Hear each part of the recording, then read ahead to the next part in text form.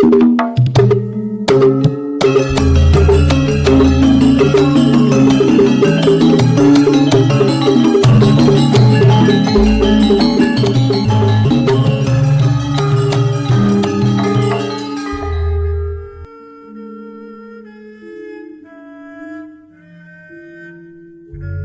Ibu, para kadang kinasih simbah-simbah lan adik-adik, para rama suster bruder berkah dalem Gusti, sugeng rawuh wonten ing PDSK channel menika. Kados pundi kabar panjenengan?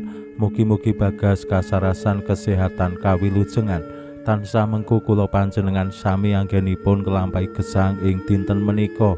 Lan mugi-mugi lumantar panglimbang basa Jawi waosan Injil kula panjenengan sansaya saged nggayuh iman kapitadosan ingkang leres lan mantep. Langkung-langkung anggenipun kula panjenengan sansaya saged kanthi tinarbuka nampi sedaya sabdo-sabdo dalem Gusti wantun necep neges lan ngemban sabdo dalem kanthi penuh kabingahan. Awit lumantar pakaryan dalem Gusti mboten namung ngajak para murid lan tiyang kathah kasengsem dumateng pakaryan-pakaryan kawilujengan dalem srana pangeram-eram marasake tiyang sakit, ngluwari tiyang saking bebandaning dosa lan setan. Ananging ugi Gusti ngajak para murid lan tiyang kathah tinarbuka dumateng sabdo dalem. Purun nampi sabdo-sabdo dalem menika dados cekelan anggenipun kelampahi gesang. Kanthi nampi sabdo dalem tentu kersa dalem Gusti nggih lajeng purun nampi Gusti piyambak sawetahipun wonten ing gesangipun para murid lan tiyang kathah. Kados pundi anggenipun Gusti Yesus nuntun para murid lan tiyang kathah supados purun nampi sabdo dalem. Monggo kita pirengaken sabdo dalem Gusti ing dinten menika lan kita wiwiti kanthi sembahyang sawetawis. Konco ing asma dalem Yang Rama saha Yang Putra tuwin Yang Roh Suci. Amin. Suawi sami munjuk Gusti Yesus sabdo dalem Yang Rama ingkang sampun manjalma mugi karsa ngandika dhateng kawula wonten ing asepen ing telenging manah kawula. Kabikao kegiatan lan panglipur ingkang manjing ing sabdo dalem kapenuwana kawula mawi ro ing kawicaksanan dalem. Mugi-mugi srana anggen kawula maos lan mirengaken sabdo dalem kawula sansaya nunggil ing sampeyan dalem. Amin. Waosan Injil kapethik saking Injil Markus bab 50 ayat 1 ngantos dumugi 2. Nalika samono Gusti Yesus wiwit memulang ana ing sapinggiring tlaga. Wong-wong akeh banget sing padha nglumpuk nganti Gusti kepeksa nitih prau lan lenggah ana ing kono. Dene wong-wong padha ana ing daratan urut pinggiring tlaga. Akeh piwulang dalem marang wong-wong iku sarana pepindhan lan ana ing piwulang mau Gusti ngandika mangkene. Padha rungokna. Ana wong budal arep nyebar wiji. Panyebare mau ana sing tiba ing dalan lan manuk-manuk padha neba nucuki. Ana maneh sing tiba ing padas sing ora akeh lemahe. Thukule gelis jalaran lemahe ora jero. Nanging bareng srengenge wis dhuwur, thukulan mau kepanasen lan rehne ora duwe oyot banjur alum. Lan ana maneh sing tiba ing eren. Tuwe eri bareng temahan wiji kapulet ora bisa awoh. Wasana ana uga sing tiba ing lemah becik lan bareng thukul lan mundak-mundak gedhe banjur ngetokake woh. Ana sing tikel 30, ana sing tikel 60 lan ana sing tikel 100. Lan Gusti isih nambahi, sing sapa duwe kuping kanggo ngrungokake ngrungokno. Bareng Gusti wis piyambakan, para murid padha nyuwun priksa bab pepindhan mau. Gusti paring wangsulan. Kowe sing diparingi priksa bab kekerane kratoning swarga.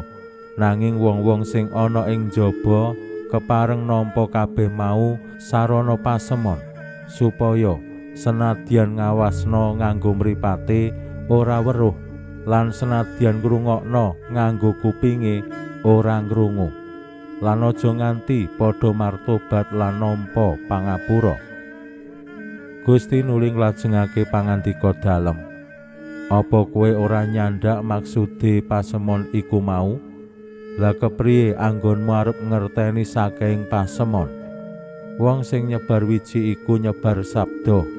Wong-wong sing ana ing pinggir dalan sing disebari sabda mau ya iku sing padha ngrungokake sabda nanging banjur ditekani setan, lan sabda sing tinandur ing atine banjur dirampas.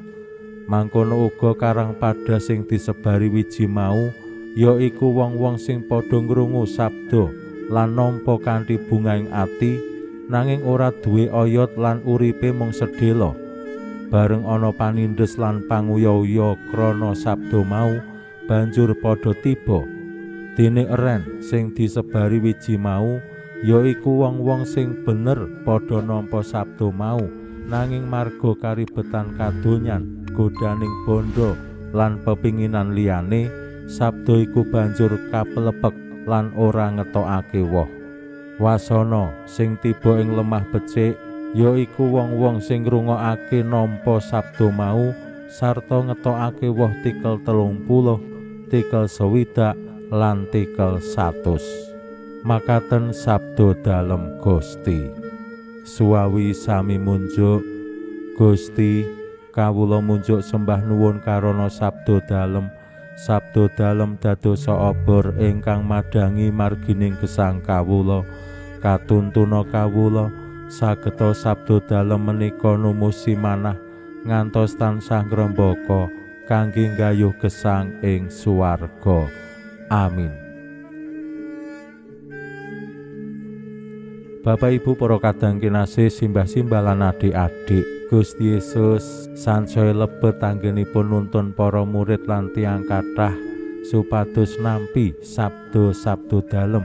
Sabda dalem temtu kamot kersaning Allah supados saged nuntun lan paring wawasan dumateng para murid anggenipun gayuh kawilujengan.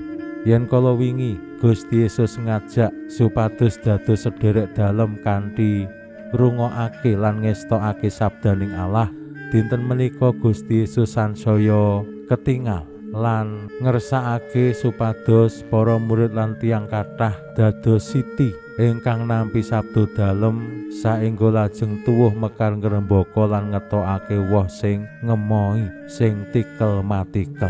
Mila tumraping kula panjenengan sami jejering murid-murid dalem jaman menika mirengake sabda dalem Gusti menika ya kudu tenanan. Maos sabda dalem ya disempat-sempatke lan ing sakmangke sabda menika bakal tuwuh mekar ngrembaka yen gesange awake dhewe, atine awake dhewe menika didadekake kados lemah sing subur tumraping sabda dalem, kados wiji sing tumiba ing lemah becik menika kersa dalem Gusti. Mila kados pundi kula panjenengan sansaya saged tetep ngemungake sabda-sabda dalem sumimpen lan rumesep wonten ing manah saha nuntun gesang kula panjenengan awake dhewe wani dituntun dening sabda dalem Gusti. Apa sing dadi pepinginane awake dhewe ya digathukake karo sabda dalem Gusti, apa laras apa ora, cengkah apa ora. Aja ngasi awake dhewe dadi wong dendeng sing mung ngemungake karepe dhewe, kados wiji sing dawah ing eren. Merga maneka wani kekawatiraning donya, kapilut ing donya, bondo lan pepinginan, awake dhewe ra bisa awoh. Gusti ngajak para murid dalem supados sabda dalem estu gesang wonten ing diri pribadi kula panjenengan. Nah, kados pundi lajeng kula panjenengan saged rumaket kalian sabda dalem? Raketung mung 5 menit saben dina monggo kula panjenengan mirengake sabda dalem. Termasuk kula panjenengan midhangetake renungan kula langkung-langkung lan mirungganipun sabda dalem ingkang kula wacaaken menika sampun dados rana kangge kula panjenengan kados pundi sansaya caket kulina karo sabda dalem Gusti. Wong Jawa menika pitados tresna kuwi jalaran saka kulina. Nek wis tresna bakal ndayani asung kekuatan kanggo awake dhewe. Pinuji Allah sakmenika sarta ing salami-laminipun. Salam sehat, salam bahagia, salam katentreman. Lan mugi-mugi lumantar panglimbang dinten menika kula panjenengan tansah jinangkung ing berkah dalem Gusti ingkang Maha Kuwasa, Hyang Rama saha Hyang Putra tuwin Hyang Roh Suci. Amin.